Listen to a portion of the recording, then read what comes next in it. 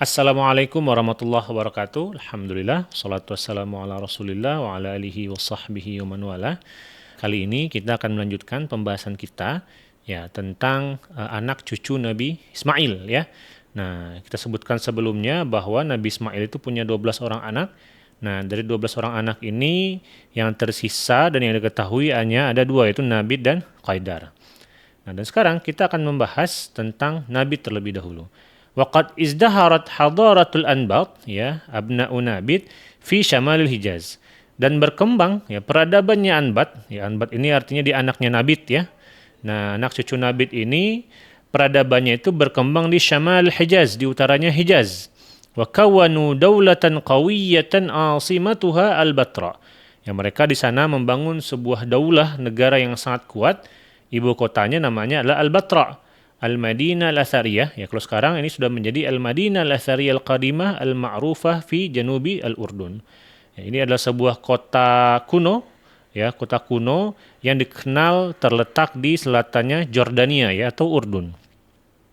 Wa qaddana li hadhihi ad-daulah an-nabtiyah man bi atrafiha. Jadi orang-orang yang berada di sekeliling negeri ini tunduk kepada Al-Batra ini, ya, atau ad-daulah an-nabtiyah. Ya, Nabtiyah ini artinya ya sama kayak Hadaratul Anbat ya, peradaban orang-orang Nabtiyah yang artinya anak dari Nabit ini.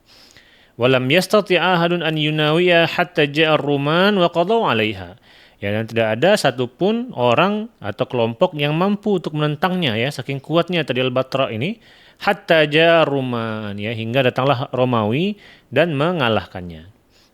وقد جنحت طائفة من المحققين من أهل العلم بالأنساب إلى أن ملوك آل غسان وكذلك الأنصار من الأوس والخزرج إنما كانوا من آل نابت bin Ismail وبقاياهم في تلك الديار. Sekelompok para peneliti dari para ulama, ya ulama tentang nasab ya, itu lebih condong mengatakan bahwa raja-raja dari keluarga Ghassan, begitu juga dengan Ansar, ya berupa Aus dan Khazraj, ya innama kanu min ali Nabit, mereka itu merupakan keluarga dari Nabit bin Ismail. Ya, jadi Aus, Khazraj, Ansar gitu ya.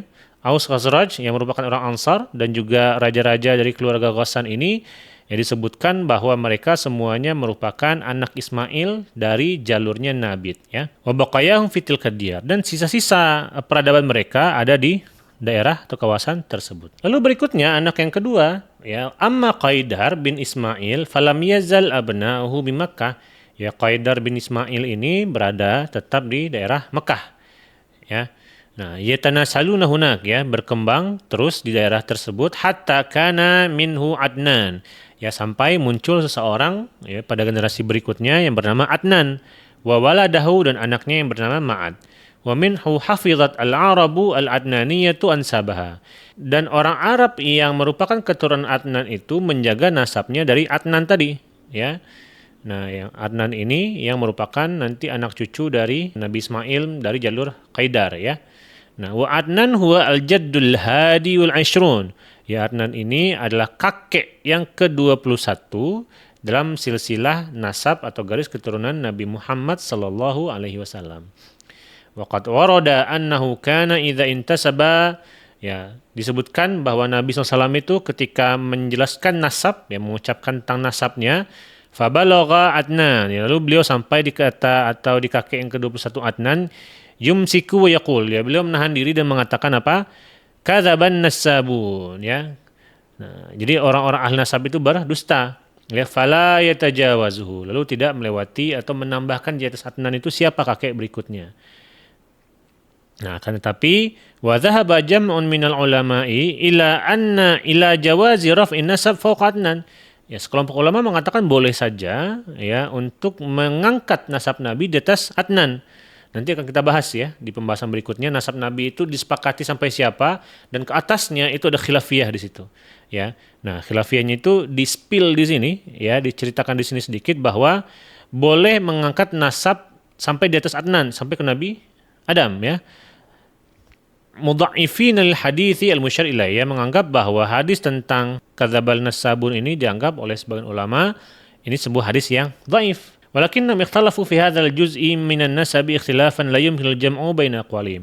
Akan tapi ulama yang membolehkan ya melanjutkan nasab dari atas Adnan sampai ke Nabi Adam, ya itu terjadi perbedaan yang maha dahsyat luar biasa perbedaannya, la yumkinul jam'u baina aqwalihim, yang tidak bisa dikumpulkan ya dari perbedaan pendapat tersebut.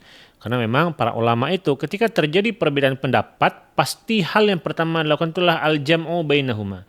Ya, dikumpulkan. Ya, misalkan ada hadis bilang A, ya, ada juga hadis bilangnya B. Nah, gitu kan. Para ulama apa yang dilakukan? Yang dilakukan itu adalah mengumpulkan dulu. Mungkin ada situasi tertentu mengapa ada pilihan A, ya. Ada situasi tertentu kenapa pilihan B. Jadi dikumpulkan dulu maknanya agar tidak ada istilahnya untuk tidak menggunakan hadis, ya. Nah, tapi dalam kisah ini la yumkinul jam'u baina aqwalihim, yang enggak mungkin disatukan perkataan para pendapat ulama tersebut. وقد مال المحقق الكبير العلامة القاضي محمد سليمان المنصورفوري rahimahullah, ya seorang peneliti besar, ulama besar ya, seorang hakim juga bernama Muhammad Sulaiman Al-Mansurfuri, itu condong ya ila tarjihi ma dzakara Ibnu Sa'ad. Ya lebih condong untuk memperkuat apa yang disampaikan oleh Ibnu Sa'ad. Ya, dan juga walladzi dzakara At-Tabari, dan juga disebutkan oleh Imam At-Tabari, wal Mas'udi juga menyebutkan hal yang sama, wa ghairuhuma fi jumlatil aqwal, dan yang lainnya ya yang perkataannya itu secara umum menjelaskan bahwa anna baina Adnan wa baina Ibrahim arba'ina aban bitahqiq ad-daqiq wa sayati. Ya bahwasannya antara Adnan ya dan Nabi Ibrahim itu ada 40 orang bapak atau 40 orang kakek ya, dengan penjelasan yang sangat teliti ya. Jadi dari Nabi Muhammad ke Adnan ya, ini yang menjadi sesuatu yang disepakati oleh ulama. Nah, nanti dari Adnan ke atasnya lagi, nah ini berbeda pandangan ulama ya. Dari Adnan ke Nabi Ibrahim. Oke ya, itu dulu pembahasan kita untuk video kali ini. Insyaallah kita akan lanjutkan pada pembahasan berikutnya. Jazakumullah. Assalamualaikum warahmatullahi wabarakatuh.